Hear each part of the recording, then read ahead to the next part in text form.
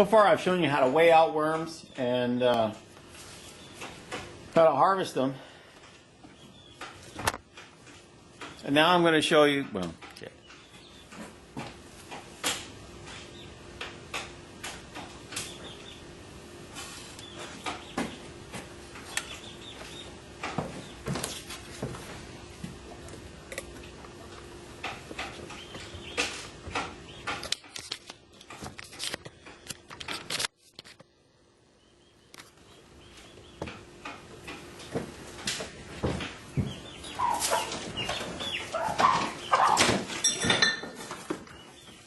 So far I've shown you how to harvest worms and how to weigh them out.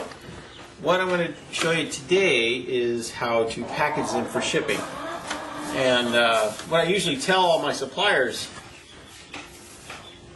is basically I use the same amount of peat moss as volume-wise as the amount of worms that go in the bag.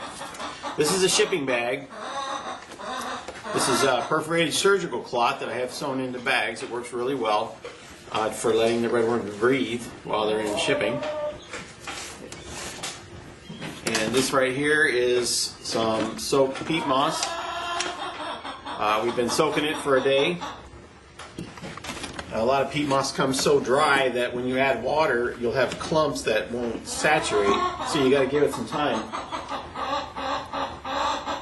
And so what I do is I wring it out real good so it won't drip anymore, and then I put it in the scale. And volume-wise is the same when it's crushed, basically, as I'm dripping all the water out. But when I put it in the scale here, it basically doubles the size. So I use 2 times the amount of peat moss as I do in size of worms.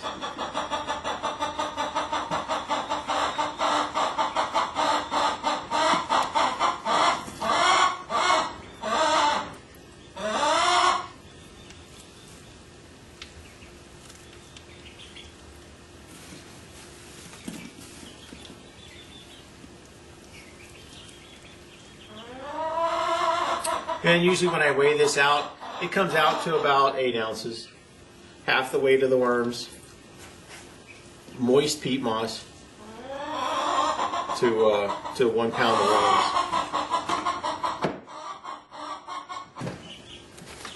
Now what I'll do is I will fill the bag with half of the peat moss.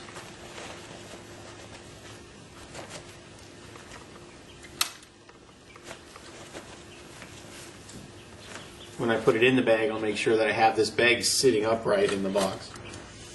And let's see, you can just set the rest of this aside right here. Now we'll get down to our worms.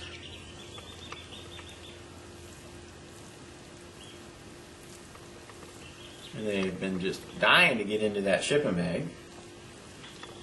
Well, hopefully not dying.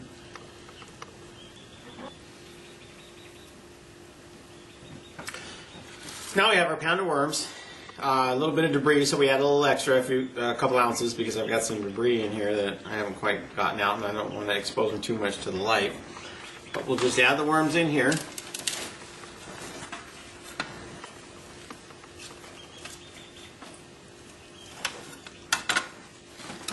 And we'll take the rest of our peat moss and cover them.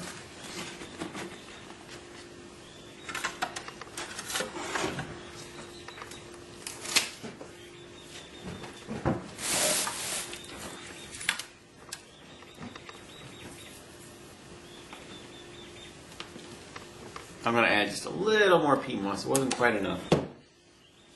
Basically a little handful. You don't want it dripping wet because it'll soak right through your bag, and if your box gets wet in shipping, sometimes the post office will hold it up. And just by holding it up a day or so, your worms may not survive the trip. So there's your bag. Now we'll show you your box.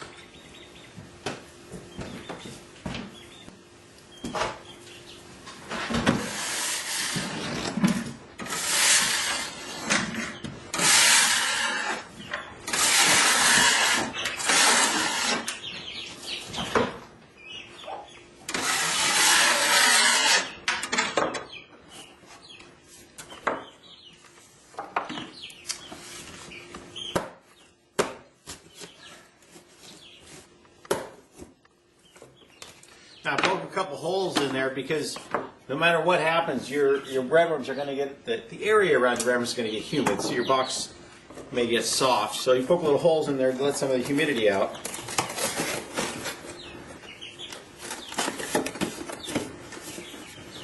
And this is a priority mail box. It's the best way, most cost-efficient way to ship your worms. Overnight is a little bit expensive.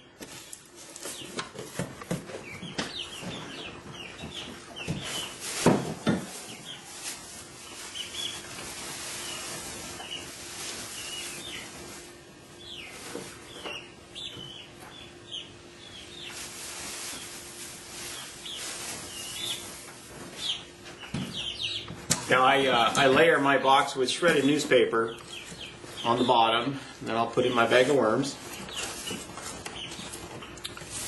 And then I will throw in another layer of newspaper. Now if you don't have shredded newspaper, you can just corrugated cardboard is a real good way to double layer your box. That will soak up a lot of the excess moisture and it won't stop the circulation. And then, well, it seems like I put this on upside down.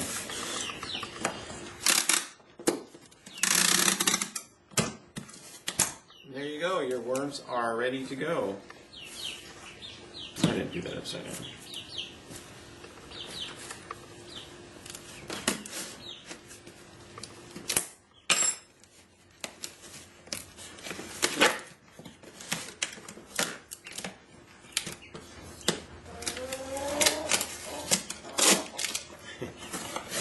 There we go.